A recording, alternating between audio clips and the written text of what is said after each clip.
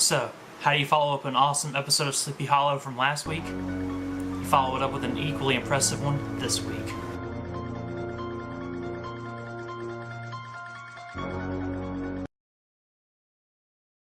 What is up, everyone?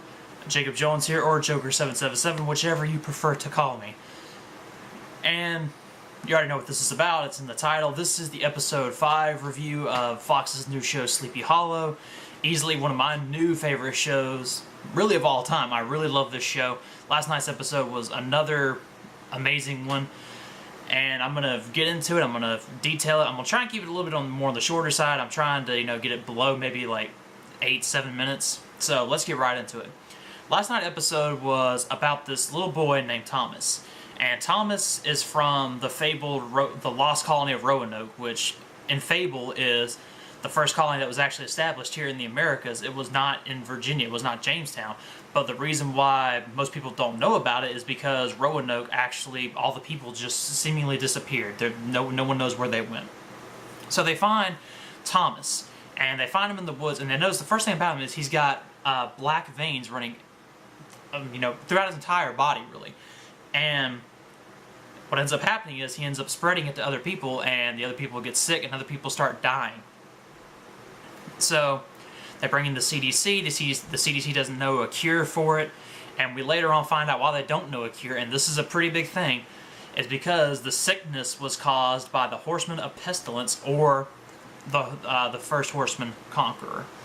And this is pretty big because Conqueror is the first horseman, so we know the first and the fourth horseman have been unleashed on the world. We don't know where the other two are, but I get the feeling they're coming soon. So, with that introduction of Pestilence, that means that this show is moving right along. It's coming at a fast pace, which is, good for me. I enjoy when something is fast paced. I love when there's a lot of action to it. And this was like I said, another thrilling episode last night. With the introduction of the Horseman of Pestilence, plus some other big things that we're going to get into. One of those things that we actually, one of the other things we find out is basically about Catherine, which is Ichabod's wife. Now, the reason why Catherine's been able to talk to Ichabod is because her soul basically has been trapped in this kind of purgatory, and we figure out why. It turns out that the demon Moloch, the one who Abby and Jenny saw in the woods, is actually holding her there in this purgatory because he needs her for something. Now, we're just about to find out what it is he needs her for, because when she tells Ichabod that, he's like, what does he need you for? And she goes, I think I now know.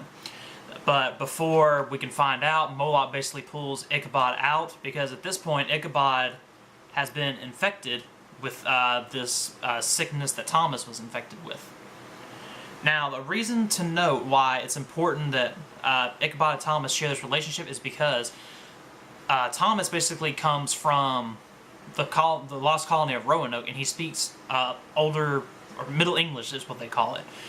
And Ichabod is the only one who can speak it because he studied it at Oxford, and I think, if I remember correctly, he taught it at Oxford.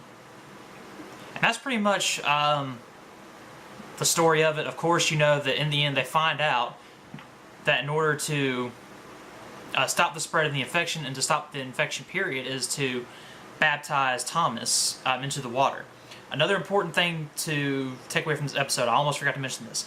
The reason why the Roanoke Lost Colony ends up in Sleepy Hollow is because they were led there by the spirit of what's called the quote-unquote evil girl, which is the first one. She was the first one basically to pass away from this sickness that the Horseman of Pestilence basically spread over the colony. And with that, how did I feel about the episode? I thought it was yet another great episode. This one was kind of more of like a thriller more than it was action-based, just because for the first time we see that Ichabod basically has been struck by this disease. He can't really help. It's all up to Abby to figure it out. In previous episodes, Ichabod's maybe helped her out a little bit. He's told her stories of, what to do. He's pointed her in the right direction. And this one, it's all about Abby. She doesn't have the help of Ichabod, and she comes through.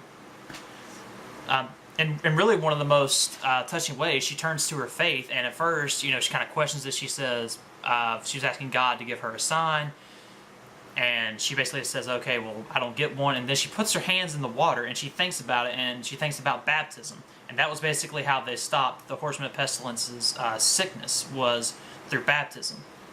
One weird thing, which they didn't really kind of explain this, is that whenever Ichabod eventually dunked the kid into the well to baptize him, the whole town just disappeared. So really all these people were dead. But at the same time, the people were still able to see Thomas and actually operate on him. So it was kind of a weird thing they did. I don't really know how to explain it.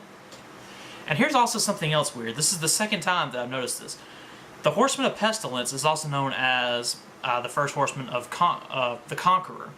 The Conqueror rides a white horse. The Conqueror last night in the episode was riding a black horse. Now, you remember back in my first video, which was episode 3, I talked about how Death was supposed to be riding a pale horse and he's riding a white one. Well, now that means that there's now 2 horses they messed up. You have to remember, the black one is Famine. Famine rides the black one. The only one I think they're going to get right is the Horseman of War, because he rides a red one. So again, that's just a minor nitpick of mine, but still, it's kind of weird how they're doing the horsemen. It's kind of weird. And just to give you an example of who the horsemen are, here you go. So you can see here's a picture. Okay, these are the 4 horsemen, okay? And from your left to your right is basically the order they come in. You have the first one, which is the Horseman of Pestilence, or the Conqueror. As you can see, he's riding a white horse and he has the bow and arrow. The second one is the Horseman of War, riding a red horse. Okay, the third one is the third horseman, which is Famine. He has the scales. And the last one is the Horseman of Death, and he's riding a pale horse. So I really don't know if maybe this was just a mess up by the writer, or maybe they did it in production. I'm not too sure what's going on, but I mean, they've gotten 2 of the horsemen wrong. I'm really curious to see what they're going to do with the next 2 horsemen and how they're really going to kind of basically explain why they're different colored. Okay, last and final thing. I almost forgot to mention this too. At the very end of the episode, we see that the Horseman Death, the Headless Horseman, is actually coming back for the next episode. Here's the part that ticks me off. It's because Sleepy Hollow is taking this kind of almost series season break.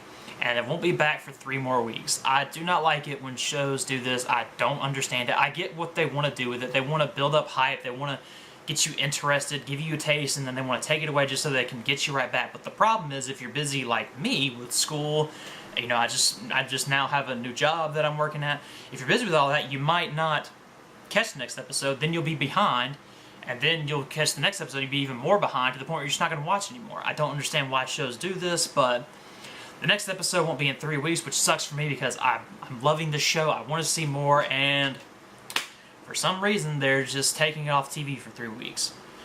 So, that being said, I turn it over to you guys. Let me know what you thought of the show, whether you liked it or not. Are you going to continue watching it? Feel free to let me know how you liked the video. Thumbs up, subscribe, all that good YouTube nonsense. And as always, guys, I'm Joker777, and I will see you guys later.